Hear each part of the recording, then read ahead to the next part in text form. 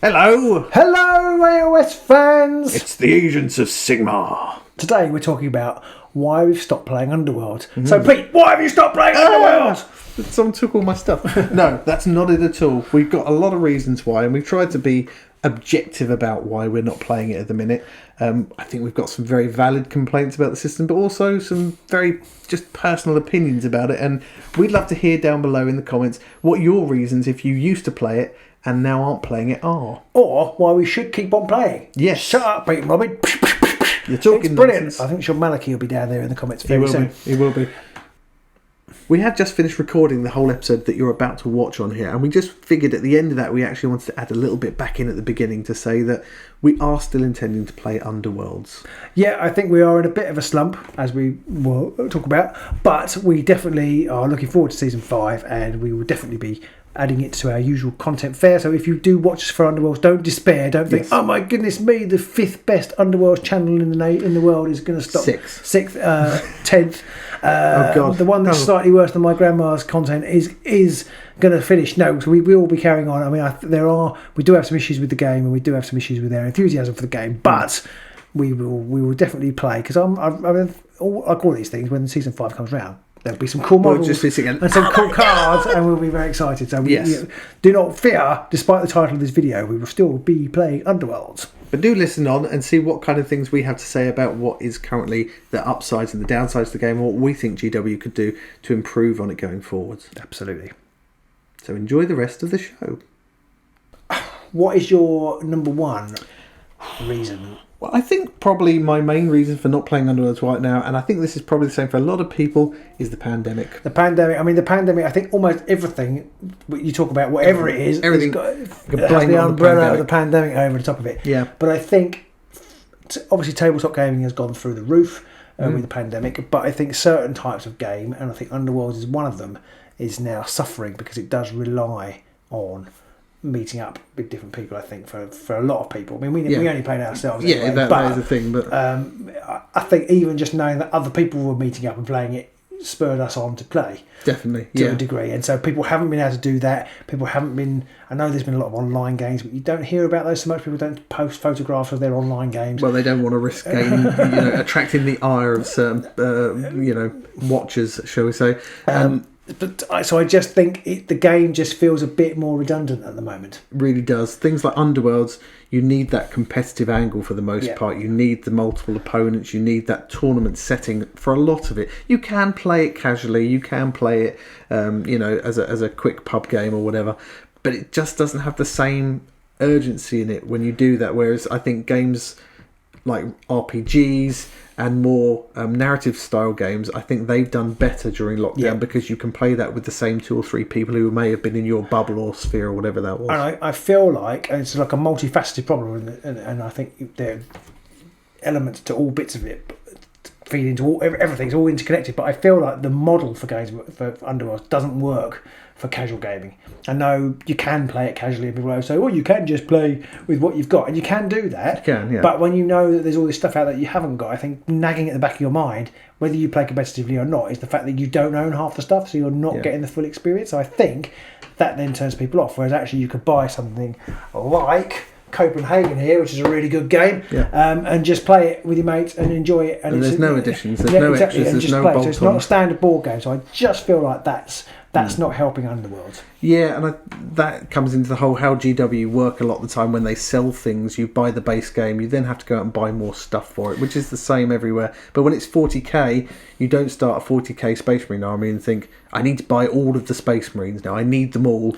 You can be more satisfied in that I've got a leader, I've got a few troops, I've got a tank or whatever. That'll do me. But Underworlds, you kind of feel like if you haven't got all of the cards at your disposal, you're not quite playing it right. Yeah, exactly. And so you feel like you've got to keep up. And then I feel like it's interesting. This one I've been thinking about quite a lot today.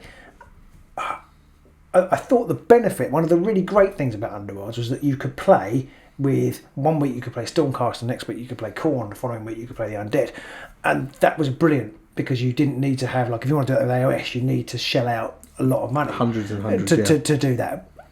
And now I feel like it's working against it because I've now got 40 warbands nearly, and there's no way I can play them all. And I know that soon there's going to be another 8 to 10 coming out, so that's going to be like nearly 50. And so old ones that I like playing, I don't play anymore. The new ones I am going to play, you don't really understand. You're still getting to grips with. Exactly, and then I might play somebody who brings something that I don't quite understand, and suddenly it just feels like actually there's too many warbands now.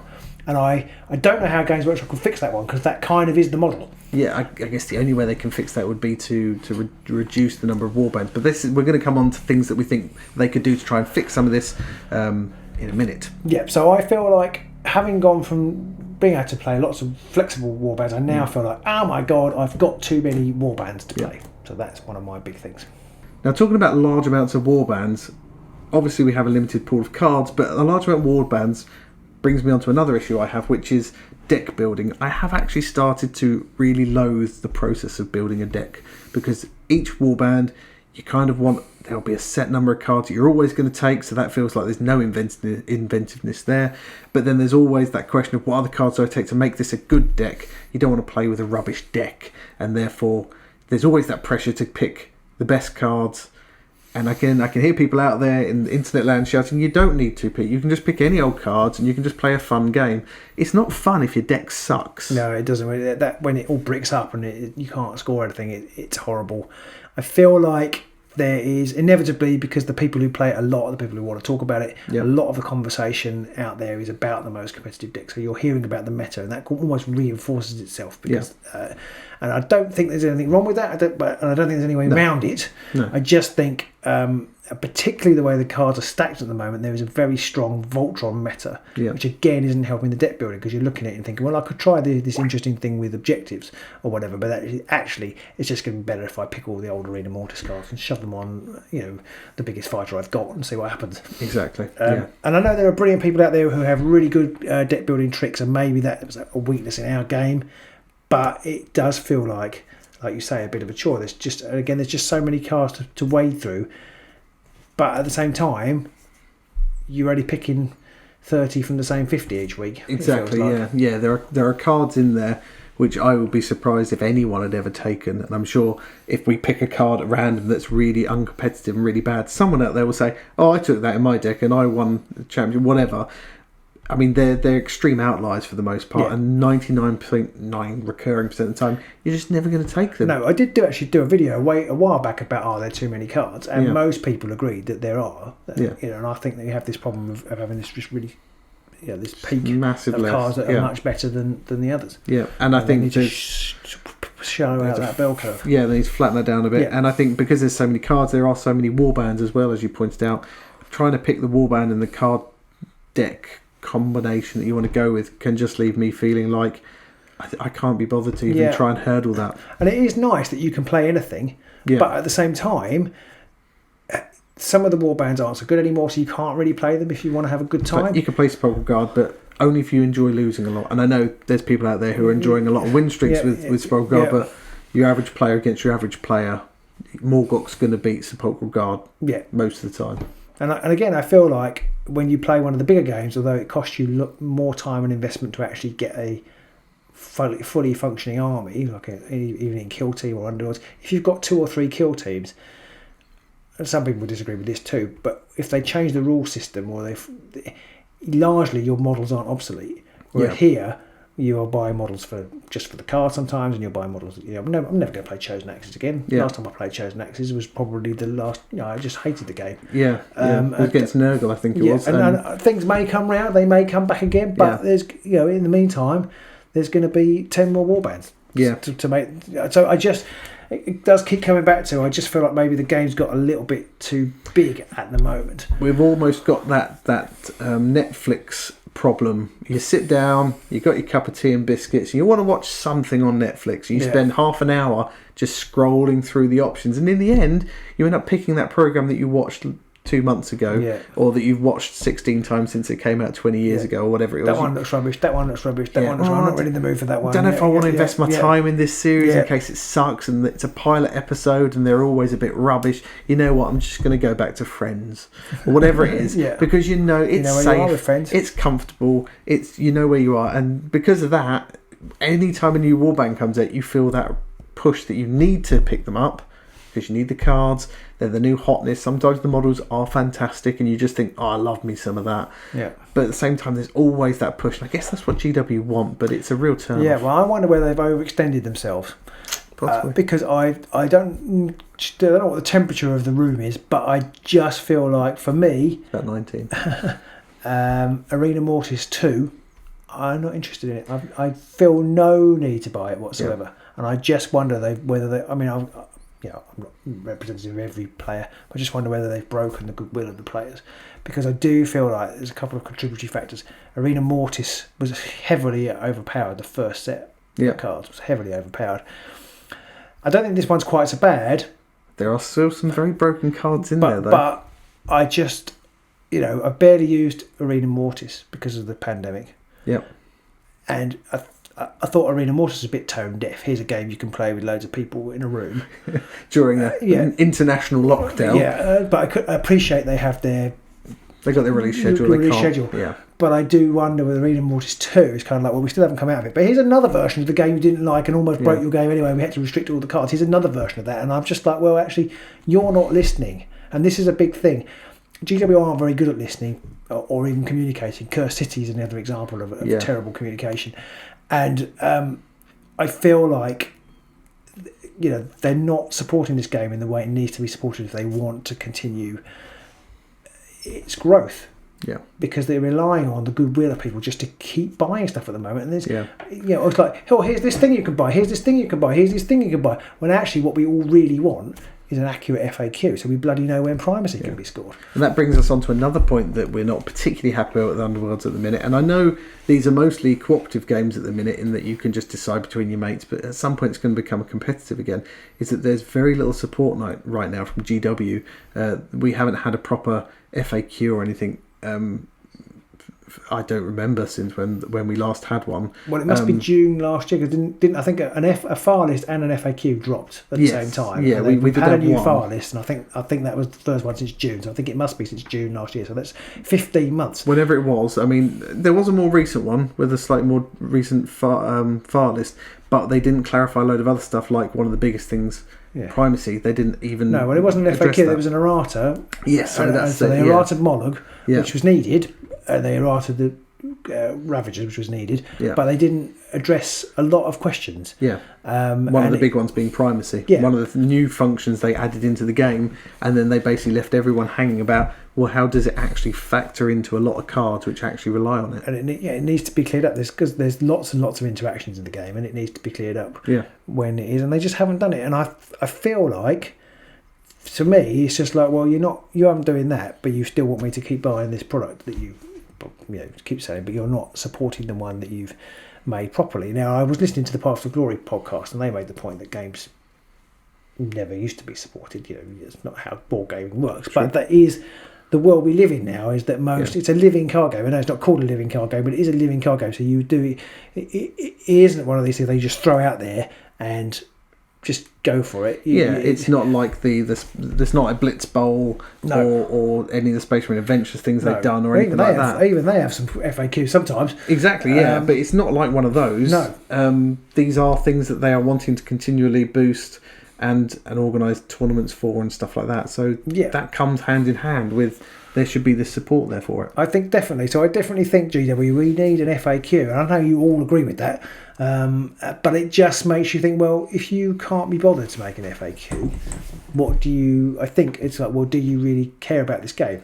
Because it's like, I don't know, if you're not going to write to me, then I'm not interested in being a friend with you anymore. And a lot of people out there might be saying at this point, well, just rule it amongst yourselves, amongst friends, and get on with it. And you can do that. But at the same time, and we do that, but at the same time, if you're not going to get that support from the company, it really makes you disinterested in continuing to invest in the product that they're spitting out. And there are regional variances as well. So you then you've got the whole global community talking about the game, but they all have differing opinions, and you don't know. You need it coming from. You need it to come from somewhere, or, and again they made this point in the Path to Glory podcast. You just say, we're not doing FAQs.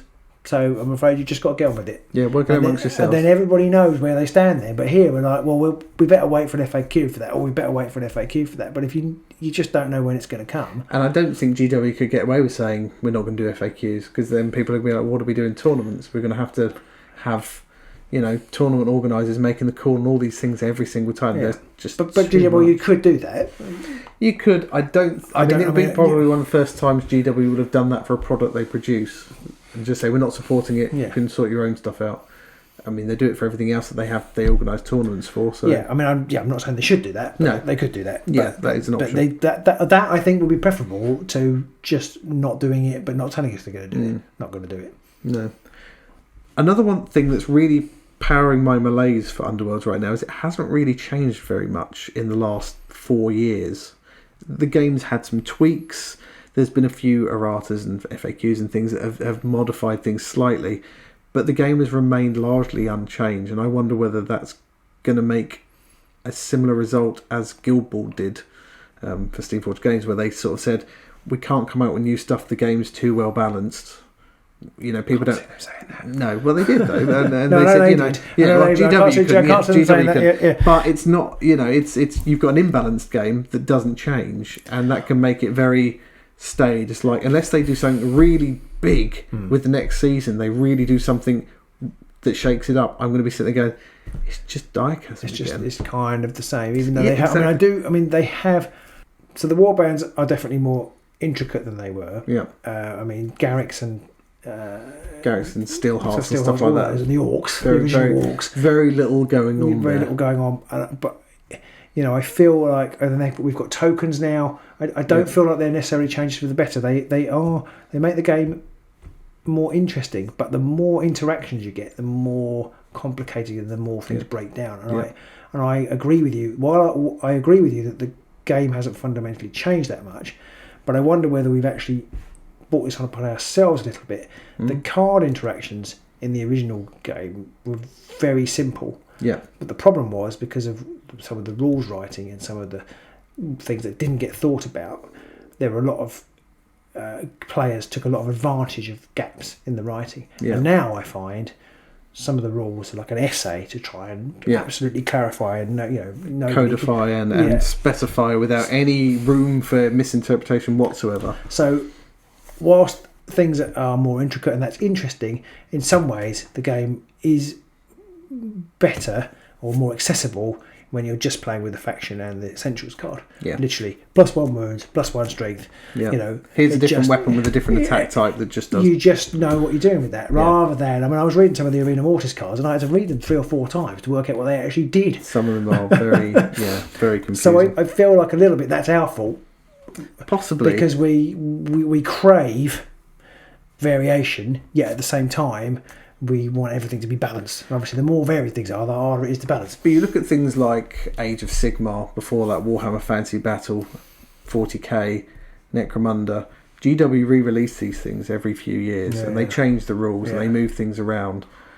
That hasn't happened in Underworlds really at all. And whilst a lot of people bitch and moan every time GW release a new version of something, there's a new kill team, I'm not playing that, the old version's fine, it refreshes it. For a lot of people, a lot of people might have turned off from the old version of the game. They stopped playing because it's just a bit dull and repetitive now. And then they release a new version, and some people moan, but most people sort of sit there and go, "Oh, awesome! I'm gonna actually break out all my old models again. I'm gonna get back into this." Be interesting. Underworlds, there hasn't been that at all. No, it's just here's more stuff. How many people are out there who played it originally and then stopped, and then actually if they rebooted it? Perhaps that's more of a solution thing we'll come to in a minute. Yes, we're going to try and touch on those in a moment.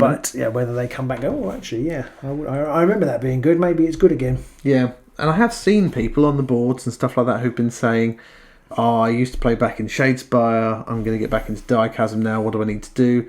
It's funny because the advice is mostly the same. It's like, buy the main season box. Don't worry about all the old stuff, because all the old cards and warbands are defunct now anyway.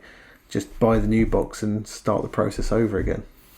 So I think that's mostly it. I think the things I'm not very happy with, just to clarify, the 2 main things for me, I think, are the lack of support, or it's the support versus product ratio. Actually, it's probably one thing. They keep throwing product at us. So we've had the starter set box, which just was, I don't think, very good, well thought out at all. It was really unbalanced. It's brought in a warband that's far too powerful into the meta that we don't even want to play. Yeah, I've got no interest in playing the Wraith Creepers because they're too good. I've got no interest in playing the other Stormcast because they're too bad. Yeah. We've had the Essentials pack, which I thought, it's okay, and I can completely see why they brought it in because it's really good for new players and it stops you having to keep reprinting those simple cards. Yeah. But I was quite looking forward to a time when those strong cards didn't exist because they are very, very strong and they will just replace more subtle cards. Which I'm kind of disagreeing with myself there because on the one hand I like simple cards, but then I don't want these simple cards in the game. We want simple cards that aren't obvious choices. Yeah, that's reasonable, and they overpower so many of the more subtle choices.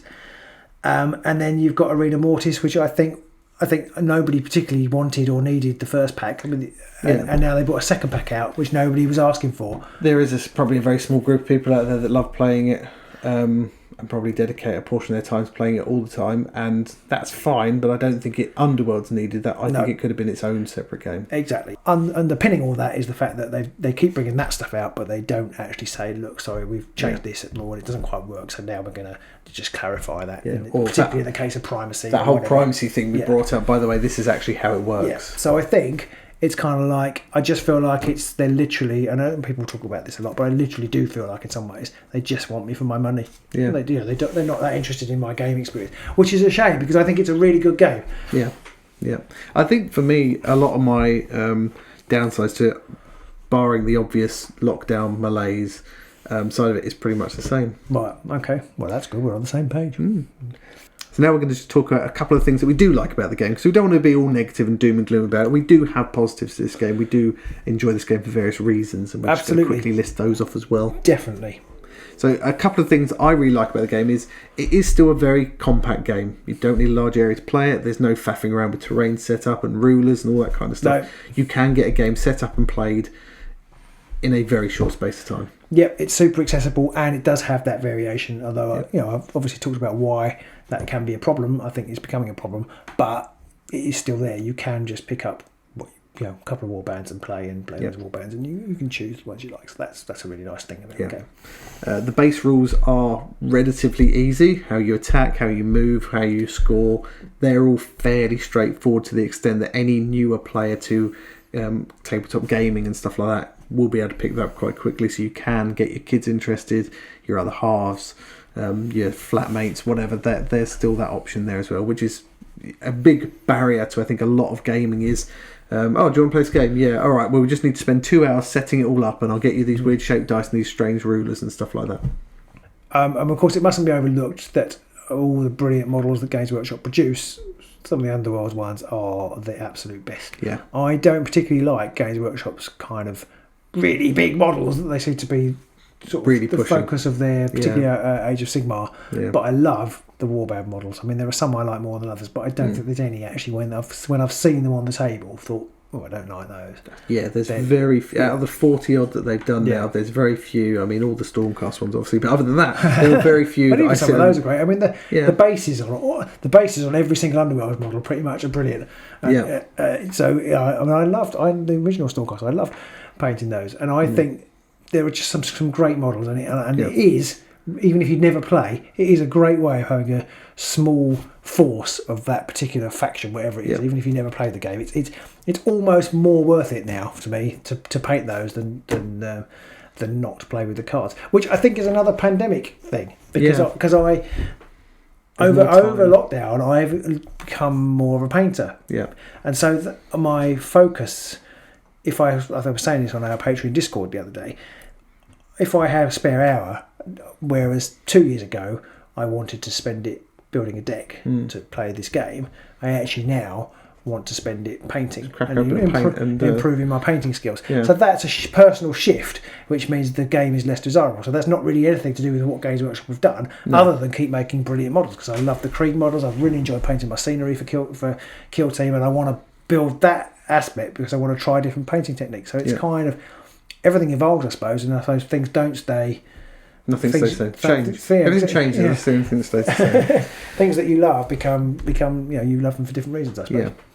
And I think one of the last points for me of what I've enjoyed about Underworlds, or what I still think is a good thing about Underworlds, is they are constantly improving certain aspects of the gameplay. Like, we did touch on the fact that the warbands are getting more complex. They're getting more funky rules involved, which I did like. I thought the last season's set of warbands, they all had some little trick. They all had something in there that was interesting, unlike some previous seasons where you'd have one or two warbands which they had the thing and everybody else didn't really have anything that impressive to go with them. I feel like this season has had some of the best warband designs. There has been some cool warband designs. I'm not that keen on the over-reliance of tokens, but there has been some cool warband design. That's definitely true. But I think that because of that, it is a double-edged sword.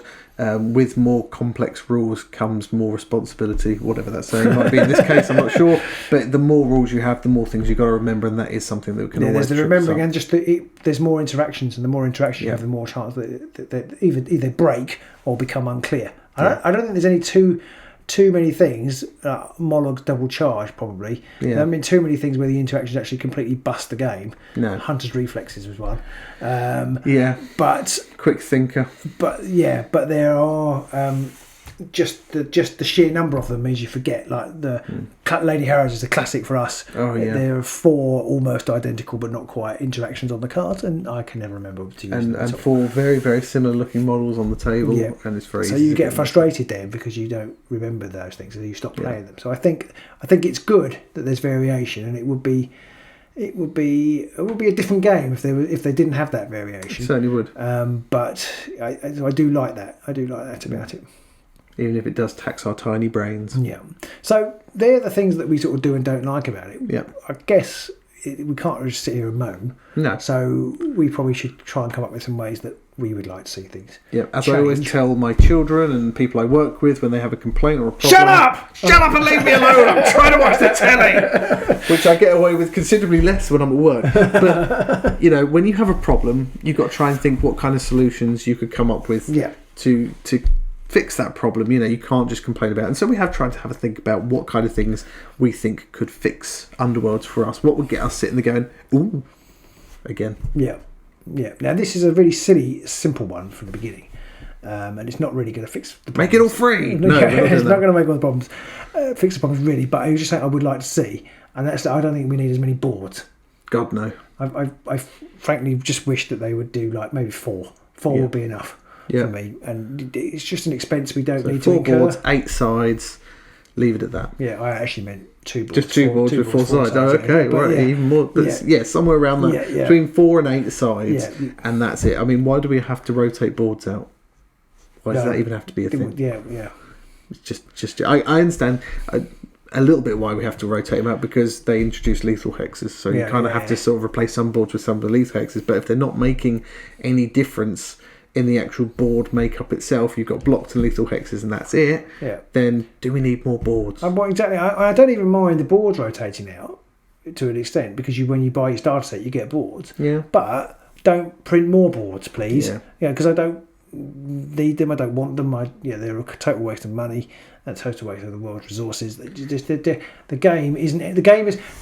I don't think anybody has said, "Oh, no, I've got this new board. I really love this game." Whereas before it was a bit rubbish. Yeah. They just don't do anything. But they've printed, and to be honest, I haven't kept up with it. But they've reprinted the boards in the starter set, and then the Arena Mortis boards, and it's just like, That to me really annoys me, the fact they keep reprinting boards that they just rotated out. Yeah. You can't have this board, but now you can have this board again, but it's got a slightly different side on each side. Oh, come on, GW. Yeah. And I can hear people out there again in internet land saying, if you don't want them, don't buy them. Yeah. But again, you have that constant thing of, if I don't buy it, I might be missing that thing that I actually need. And it's just, GW are going to produce them, and like you say, it's just another resource that we don't need clogging up the landfill. Exactly, yeah.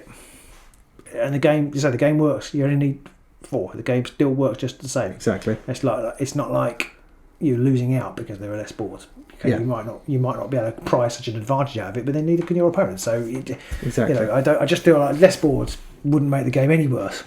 Yep, I completely agree there. And I'm sure there are a lot of people that are saying, but certain boards can win or lose you the game. I think, depending on the situation, I think that's a very marginal set of scenarios where that might actually happen. But if everybody's got the same board, it still doesn't matter. Yeah, exactly. I just think we just need less of them. Yeah, and we might be, undermining, one of the mainstays of the game. There'll be people out there now going, you don't know anything about boards. You know nothing, Jon Snow, about your boards. If you knew what I know about boards, you would be saying we need more boards. But I don't think it matters for 99% of the time. No. So you've said that things haven't really changed very much. Yeah. And I think actually, I hadn't really thought about it until you said it, but I think that is a really good point. And I think, and I've kind of thought this anyway for a while, but this kind of ties into that. It's time to reboot the game. Mm-hmm. And I think that at the very least means chopping out a load of old warbands. Yeah. Just to keep it fresh for new players who go, oh, I'd like to buy those Scritchclaw Swarms, or whatever they're called. I can't. You can't, I'm afraid, unless you go on eBay. They're not there anymore. Unless you're going to go on eBay and pay some scalper like £500 for it or whatever. So I just feel like, actually, yes, I completely agree with you, Pete. A proper rules reboot. And then just, it's difficult to get rid of all of the... Because if you rules reboot, do you have to get rid of all the old warbands? I wouldn't want that. I don't really, in some ways, want them to get rid of the old warbands. I appreciate there are people out there who love those warbands. To say goodbye to my Sepulchral Guard, my Garrick's Reavers, my Scritch's Swarm would leave a lump in my throat. But I feel like whilst we have all of those seasons and seasons worth of warbands just clogging up things, it's just we're back to Netflix again. Yeah, I think so. So I think a reboot with cutting out at least 2 seasons worth. Mine not even 3 seasons worth of warbands. Yeah. So again, I'd have to say goodbye to Nurgle, and I'd be sad. But at the same time, they could suddenly do something completely new with it, where we suddenly find Noogle. So I think do that. No, it doesn't really work. So we could probably find ourselves in a situation with much more dynamic warband setups. And I guess again, people out there in the internet lands are saying you don't need to get rid of the old ones to create new ones, but part of the problem is there are all these old ones still lying around and just gumming up the work. So I think chop it off, chuck it out, throw it away, start again. Yeah. So that's that. Obviously that is huge, but I just think I would like to see that. And as we have said, they do pretty much reboot all of their rule systems every 3 years. Yeah. But they haven't with Underworlds, and this is coming up to season 5. Yeah, they keep tacking things on and tweaking things like have primacy, have various other things. I can't think of any of them now off the top of my head, but we've played this game before, don't worry.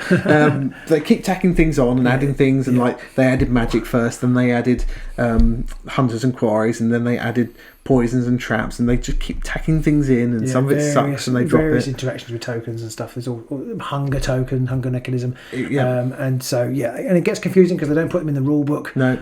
So I think they just need to maybe just draw a line under, and I think primacy I quite like. I think they could probably codify that into the rules. But they just, I think it would benefit from it. Although I think it would cause outrage. Yeah. So, but then it would probably cause outrage, and everybody like Kill Team caused outrage. Yeah. And everybody went, oh, I might buy that. It looks quite good. I'm going to have 3 copies. But I'm disgusted. Because that's what GW fans do. We complain and then we buy it anyway. And when we kind of realise... We'll be buying season 5 in about a month's time. That is true. Talking of bolting things on, though, and I think this is a real thing for you. I think you've mentioned it before, and I totally agree with you. The Arena Mortis game, or any different type of game, needs to be completely separate. Absolutely. Now, I know why they don't do that, because if they made Arena Mortis completely separate, almost nobody would buy it. Yeah. But, maybe that's because it's a bit shit. Yes. Just throw it out there as a thought. Yeah, this game's rubbish. We better blackmail people into buying it. It kind of feels a bit like that, yeah. And I don't not to denigrate the team who built it. It is interesting, but it isn't a game that people would buy. I reckon a good 90% of players wouldn't buy Arena Mortis, possibly even more, if it was a completely separate game, or the cards couldn't be used in Underworlds, or the board couldn't be used in Underworlds. I think if it ports the other way, you can use your Underworlds models and stuff in Arena Mortis. Some people would be interested in that, but again, it would be a lower crowd of people that were buying into it. So that's why they stuck the two together. But every time they release one, you get this swathe of cards that just become must-haves, because obviously Arena Mortis is based around single fighter combat, and then that immediately skews Underworlds games towards that Voltron meta. The Voltron meta, we didn't actually talk about that in the negative thing. I briefly mentioned it, but that definitely, the Voltron meta is one of the reasons why I don't want a deck build, and I would like to see, I suppose another thing I'd like to change, I'd like to have some way of stopping that, whether that might be limiting the number of upgrades you can have on a fighter, whether there's more ways of taking them off fighters, or whether each additional one upgrade costs more glory. There are many ways they could do it. I would like to see, and we've talked about this before, I would like to see a game like the Arena Mortis rule, where there can only be one copy of a particular card on the table at any one time. I'd love to see, in a controlled experiment, what difference that made to decks. I think that's the kind of thing that they need to do in a reboot of the game. They need to say things like they're going to add in that Arena Mortis one upgrade only kind of thing. The fact that additional upgrades on a fighter cost more glory after the first one. Maybe increase the number of glory you get for killing a fighter that has lots of upgrades on. All that kind of thing. I just think that these are all things they could do to create that double-edged sword scenario. Because right now, there's almost zero downside to putting all your upgrades on one fighter if that's your tactic. You make that fighter harder to kill, you make that fighter more dangerous, more deadly, able to do more things, but there's no real downside there. I mean, you might end up having to lose 2 glory instead of 1 if your opponent kills them. Who cares? Yeah, because he's killed everything and scored all your surge objectives. Exactly. So, for me, I feel that all of that stuff could be addressed in a big reboot of the game. Yeah, I feel like this is. I'm really kind of talking off the top of my head here, but I do feel like the game is skewed quite heavily now to that deck building aspect of how can I get as many things onto X fighter as fast as possible, and then I win the game. And I know there are players out there who totally disagree with this, but the positioning on the board and the tactics of the fighters is almost taken second place to how can I score my surge objectives as fast as possible, get all the upgrades on. And we played a game of Fire Team the other day, and it was much simpler, much simpler. But I felt tactically it was almost. You almost had to think further ahead. Maybe this is why I'm not very good at Underworlds, don't you? But you almost had to tactically think further ahead in that game than you do in Underworlds now, because it's literally a case of, okay, well, I've managed to draw gather momentum. Well, that's good, because I could charge with the rubbish fighter and score that, and then I can put something on the good fighter that I want, and then by the end of the game, hopefully my good fighter's still alive and I'll have scored all my glory. Yeah, and I think obviously an aspect of the game of building a good deck where you can score your surge cards reliably and you can do other stuff. That's part of the game, obviously. That is kind of how it exists. But it does very rapidly degenerate towards that point of these are the best cards. You take these cards. This is the best build. Again, I can hear people saying, but you don't have to do that. You can do it your own way. But at a certain stage, but I think you have to be really. I mean, you have to be really happy with losing a lot. Or just really good. And there are people who do it. I know there are people who do it. And they come up with. I mean, there are some brilliant deck builders out there. So but we're not them. No, and so that doesn't help. So we can only colour this from our own, or it is coloured by our own perspective. And we do. I don't say we steal decks, but I just feel like, as I've said before, there are just too many cards, which means you always end up with some that stand out from the rest. And I wonder whether that's another thing that could happen, is that actually there could be less cards. I don't know if you've read it, but Stephen Sage Throw Them Dice. He said that faction decks boxes shouldn't have any universal cards in it. Yeah. So there should be probably some universal cards in the starter set, I guess, and maybe they did the Silent Menace deck. Didn't they? That could be all universal, but then everything else is just faction. And again, I know why they don't do that, because if you don't like the new Cruel Boys faction or whatever, you might not buy it. I mean, if they'd done it that way in previous seasons, we probably wouldn't have bought Mollog. No, we possibly wouldn't have bought I was definitely have bought Morgoth. I would have bought Morgoth. I love Morgoth, but we wouldn't have bought Rippers from that season. No. Of the season that's just come out, I mean, we possibly wouldn't have bothered buying Kagras Ravagers, maybe, although we probably would have, because the models are fantastic. But I mean, if it were just me, I possibly wouldn't buy the Lizardmen, because I'm not that interested in the Lizardmen. Yeah. A lot of people wouldn't buy a lot of the stuff because they suddenly don't need to anymore. But when your Chosen Axes warband has the Ready for Action card in, everyone wants some of them ginger dwarves. Absolutely. It's just going to always be the way. Always going to be the way. And I just think they could make the problem, okay, if they want to keep that business model, just put less in. And they have put less in. There are less in these seasons than they were in the earlier seasons. Slightly less. You could just have, like, I don't know what the card ratio is, but something like 2 objectives and or maybe 3 objectives and 3 ploys and 3 upgrades or something. Just 9 cards. Just 9 slice it down. Yes, because there are just too many cards, and I know there's a few of you out there who left very pithy comments on my video about why there are too many cards, but there are, and you're wrong. Yeah, and also a lot of people said things like, "Lol, why don't you try Magic the Gathering if you want too many cards?" Like, just because something else is shit doesn't mean that this can be shit in the same way. I'd also like to see the warband cards that you get with that warband actually not being crap. I'd like to see the Nurgle warband. What should we do with this really slow 3-fighter warband? Let's give them a version of Supremacy. Yeah. Why would you do that?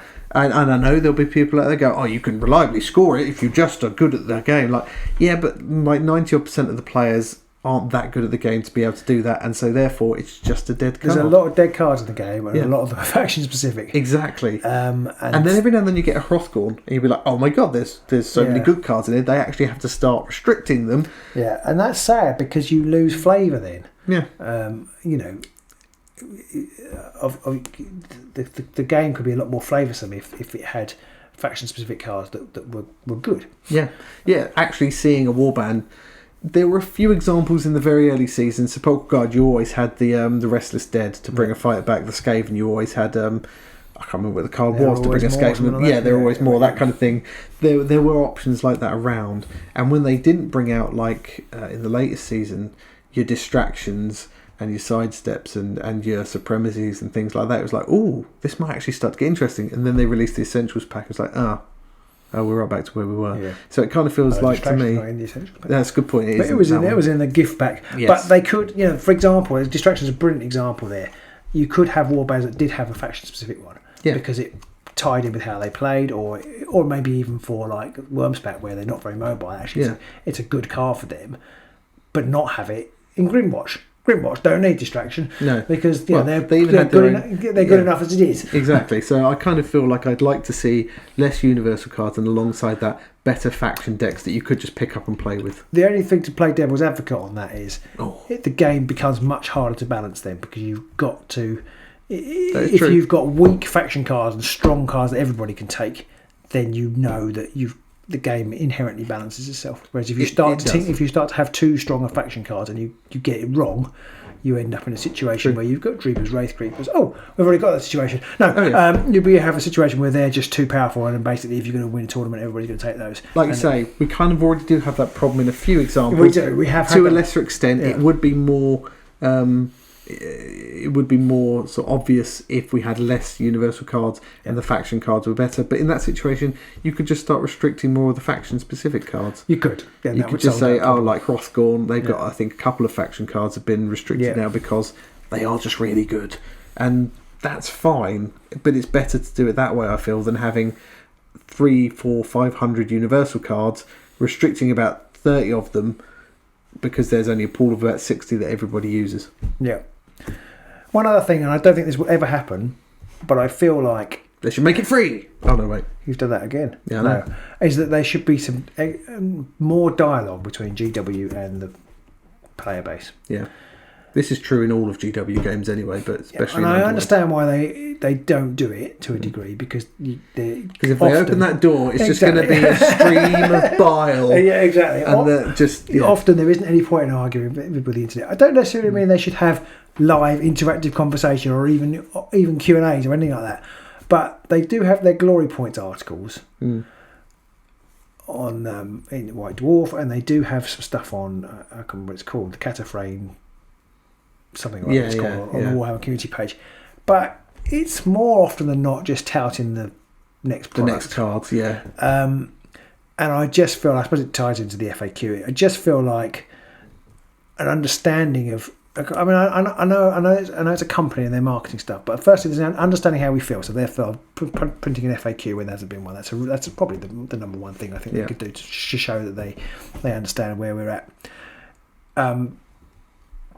Saying things like Arena Mortis is the most loved, or is a much loved way of playing the game. It's not. Really? It's not. When you look at that, it's not a much loved way of playing the game. And they say things in these articles which are just patent untruths. And it just makes you think, well, what's the point in reading this? Yeah, it's because I appreciate it's marketing speak, but Yeah, I don't mind getting some marketing spiel and getting the odd marketing article of here's the latest warband coming out, aren't they fantastic? It's super smashing great, aren't they brilliant?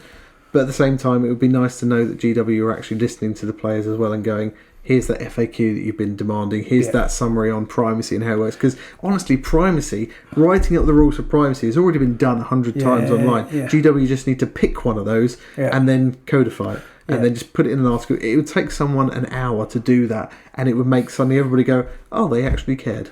Yeah, but they could actually do, and I know again, I know perhaps why they don't, but they could do some more designery things like here's why we have more universal cards than faction cards, or why the faction cards are stronger. I wonder if some of those would just be because we decided that and we realised we could make the most money this way. Well, yeah, okay. Obviously, they're not going to say that, but they could. Here's why the hunger mechanic works the way it does. That would be an interesting discussion that I'd like to read. Well, they did get John to do a few articles, didn't they, about certain things, and they changed the tack for some of the warbands. So instead of just talking about the warbands straight away, they talked about the new mechanic like that the Bone Reapers had. It was like, they've got this move thing, and he wrote a little bit about the mechanics rather than just the hard sell on. They did a little bit more of that. There hasn't been very much. I know there haven't been any warbands for a while, but there hasn't been very much of that. But I feel like more of that would be good. I think that all comes down to and ties back into one of the reasons why we've kind of fallen a bit out of love with Underworlds a minute is that Kill Team came along and it looks bloody gorgeous and it looks fantastic to play and it got us excited about it when we saw it and we were like, wow, I really want to get that game, I really want to play that, I really want to get more Kill Teams for that. And it's because that's their current, golden child. Kill Team is currently GW's big thing they want to sell. It is the new hotness. We're all distracted by the new hotness. We are very easily distracted by the new hotness. About it. Yes, exactly. And I think that that is part of the problem, but it also could be part of their solution. They could suddenly make Underworlds a bit more of their hotness again. Yeah, they could definitely bring that back up to the front and make people realise that's that reboot thing again, isn't it? But yes, exactly. They definitely could. But I suppose. Our malaise perhaps is just usual evolution of the hobby or desires in the hobby, because at one point wouldn't have ever wanted to play Kill Team, but now because of the place I'm in, possibly because I've played Underworlds for 4 years now, I'm actually thinking a game that's got freeform movement is much more desirable to me, having not been interested in it for a long time, because human nature is fickle, and like I said, it brings a different painting challenge, and I actually quite like the idea of a small list building. I mean, I wouldn't think Underworlds wouldn't work with list building, but I never wanted to do big list building with like individual weapons and things like on Kill Team. No, the original Kill Team was much more customizable, and that was a big turn off. And this current version of Kill Team is much more, for me, I wouldn't play competitively, but it's much more user friendly. It's much more idiot friendly for us. Yeah. It's simpler. It's still effective, and it still has a good level of tactics within it. And I think they've really got the balance right on it. But because we're talking about Underworlds instead here still, I kind of feel that perhaps, like you say, it's that general evolution of the fickle mankind. We've played it for a long time. We've played it for 4 years. I mean, granted, a year and a half that has been in a sort of a lockdown environment where not a lot has happened, which has made it worse, because we haven't really been able to really test against other people, which we don't do a lot anyway. But almost like the impossibility of it makes it worse. And I just think I'm just not excited for season 5, and I think that's a real shame, because I love the game. Yeah. And I want it to be. It got us to where we are now. I want it to be better, but I think. Even that, and it may just be my perception, but I feel like they obviously they needed to catch up with their schedule, but it was literally here's a warband, here's a warband, here's a warband, here's a warband, here's a warband, and I'm being a little bit what's the word? Try to have my cake and eat it here, because I got really fed up of it being like that. Yeah. But now it's like pretty much silence. I know we've had that model, but there's nothing about Underworlds. Well, I think there's a difference between releasing articles and talking about Underworlds versus just spitting out warbands. And I think that's what I thought of actually. They could acknowledge that it has been difficult for them, and the game isn't the release schedule isn't what they wanted it to be, and they could say this has caused problems, this has caused a squeeze on your time, and and the fact that you've been deluged, but we just for operational reasons we can't have stock sitting around, so we can't delay it. So we know that you probably didn't want Arena Mortis right now. We know we've given you loads of content, and actually but we still love this game. We're still supporting it, and this. Look what's coming. I know break us in gently. We don't need to know all the cards, but talk about the lore. I mean, I'm not even that interested in the lore, but talk about where the game is going to go, because there's lots of speculations. Give us a name. Give us a name. Speculate on what kind of warbands we might see. Yeah. I mean, everyone's pretty much just sitting there going, well, we're definitely going to get Stormcast, and we're definitely going to get Cruel Boys. And get involved in that discussion, or not even that discussion, just drip feed us the information, because we love being drip feed information, and you absolutely bloody know that, because you do it all the time. Gets everybody frothing whenever they release a picture or a silhouette or something like that. And I think that comes back to the element of we just want GW to be a bit more involved in the community, and we just want to know that they care. It's not just open a door, throw some boxes out and slam the door again, because that's kind of where we're at now. Whereas Kill Team at the minute, it's just we're getting slathered in stuff. And they went through the rules of that day by day on the community website, which I think helped. I guess maybe they can't do that with Underworlds, because we already know all the rules. There's no big changes, and maybe that is the whole other aspect of maybe they need a reboot of Underworlds. Yeah, absolutely. But I still think there are things even if they weren't really reading rules, they could do the name. They've done one figure, but they could do models. They could do where it's going to, which realm. There's a new mechanic, or the realm. There are things they could do to pique our interest, but I think we're looking at the release is probably only a month away now, and we still don't even know what it's called. No, we know there's one fighter model, which is possibly. I know when they released Beastgrave, they showed off the Malkeen, the pussycat. And that was kind of like it for a little while. But it was quite a long time. It was a long time for it, feels subtle. like. Yeah. I don't know. I just. It may just be because I've been doing the same thing for the last 18 months due to the pandemic. But I just feel like it just needs a bit of freshness. It does. It does feel like it needs freshening up. Maybe a reboot. Yeah. I feel like we've waffled on for rather longer than we anticipated. Yes. Well, probably not anticipated, but it's good for us. Yeah. I think we're probably going to call it a day there. I think we've gone through what we are enjoying, or what we did enjoy about it, what we're not enjoying about it right now, and what we think that they could possibly try and do to freshen the game up a bit. Yeah.